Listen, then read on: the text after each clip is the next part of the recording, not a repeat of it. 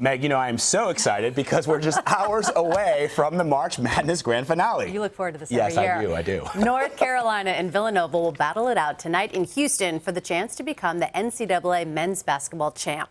CBSN anchor and former sports reporter Josh Elliott joins us now. Thank you so much for being here. Via camera 3. Camera 3. I can highly suggest it. It's terrific. Before we talk about tonight's big matchup, we have to talk about Saturday. Yes. Villanova dominated OU. It was particularly painful from where I was sitting. Are you doing some Sooner Red right now my in husband mourning? went to OU.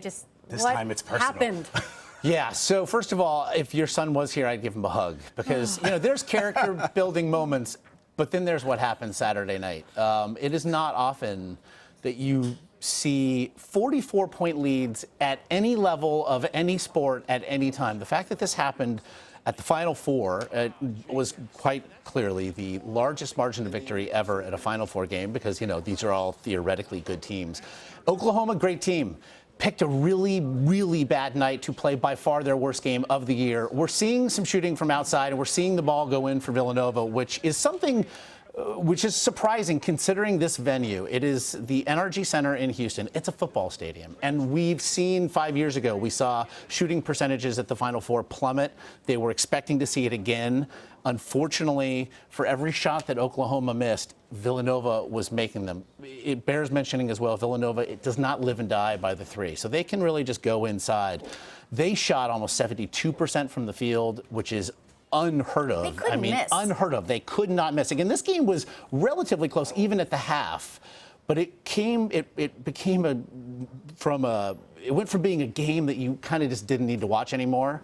By the end, as history was being made, it was a game you couldn't take your eyes from. And so my apologies to the team. So, well, does this at all affect how UNC prepares for tonight's game? It could to a degree because they will be facing in Villanova a team that will defend them much differently than Syracuse. Syracuse rode this intricate, not oft employed defense, this 2-3 zone that you don't see a lot of teams use, to the Final Four.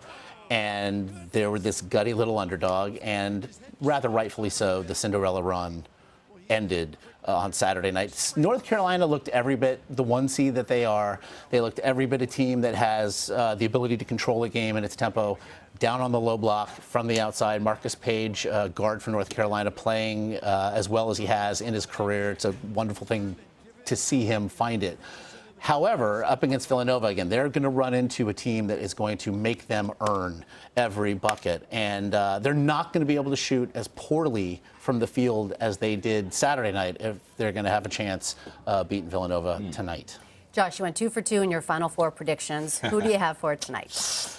Yeah. Again, it is hard to pick against. It's hard to pick against a one seed that won its game by 17. But it's even harder to pick against a team that just won 95 to 51 in its prior game. I thought Villanova has looked the most consistent of any team throughout this tournament run, other than perhaps North Carolina. So I really feel like we have the championship game that we really deserve. But in the end, I just think that Ryan Arcidiacono, who is their point guard who's bled Villanova blue and white his entire life, Chris Jenkins, a star who's really upped his game to another level. We saw a guy like Josh Hart, all names that you will not hear called come NBA draft time, but truly a team that is playing like it. I think it's time that Villanova does what it did back in 1985. I think it's going to win its second title, and I think this is a time for Villanova coach Jay Wright to really break through on the grandest of stages. I'm going to ride with the Cats. All right, let's talk about the music, because that's also important. So the first time, CBS is not going to be broadcasting the national championship. So a lot of people are wondering, we're going to hear the smooth, oh yeah. There it is. There it is. Yeah, Luther Vandross. there it is. For better and worse, there it is. Yeah. So that's the question. People are wondering, are we going to hear that? And well, I believe we can confirm this, and this is a fluid situation. But Luther, the news is fluid. Classic Luther is going to play on TBS, which will be airing, as you mentioned, the championship game tonight. So for all the saccharine images that they can jam together, they will have Luther's rendition to play over it. However, if you want to be cool like all the kids, maybe you flip over to either TNT or True TV, where I am now told that Neo has recorded an alternate version. It'll be all Sooners fans' chance to say goodbye to the great Buddy Hield, the National Player of the Year.